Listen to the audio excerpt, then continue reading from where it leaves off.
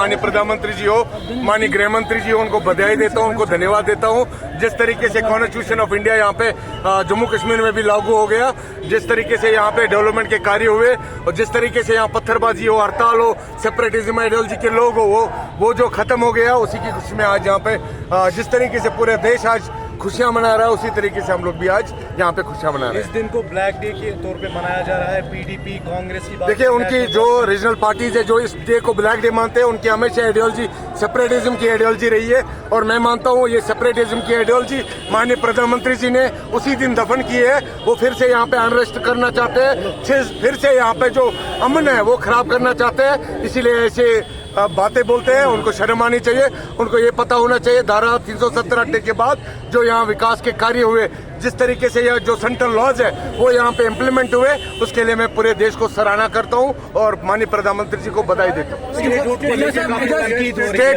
Statehood के लिए माननीय प्रधानमंत्री जी हो, माननीय गृह मंत्री जी हो, उन्होंने स्वयं बोला है कि स्टेटहुड भी दे देंगे जब उचित समय होगा। तो हम भी ये मांग करते हैं कि स्टेटहुड दिया जाना चाहिए। देखिए, उनकी जो राजनीति है वो खिसक चुकी है, उनके ग्राउंड में उनकी जो आइडियोलॉजी रही है वो सेपरेटिज्म के से जुड़ी हुई आइडियोलॉजी रही है। लेकिन जब तक माननीय हमारे प्रधानमंत्री जी नरेंद्र मोदी जी है, गृह मंत्री अमित शाह जी है, तब तक ऐसा कुछ नहीं होगा। यहाँ अमन, शांति, खुशहाली होगी और जम्मू कश्मीर भी बाकी राज्यों की तरह अमन के साथ आगे बढ़ेगा। बिल्कुल दिया जाना चाहिए। मैं मानता हूँ स्टेटहुड हमारा राइट है। माननीय प्रधानमंत्री जी ने खुद स्वयं बोला है कि स्टेटहुड दे देंगे और हमें अपने प्रधानमंत्री जी और अपने गृह मंत्री पे विश्वास दिया जाना चाहिए। अफवाहें गर्दिश कर रही है, 2 हिस्सों में तकसीम किया जाएगा जम्मू कश्मीर। ऐसा कुछ नहीं है, अफवाहें होती है, लेकिन उस पर ध्यान नहीं दिया जाना चाहिए।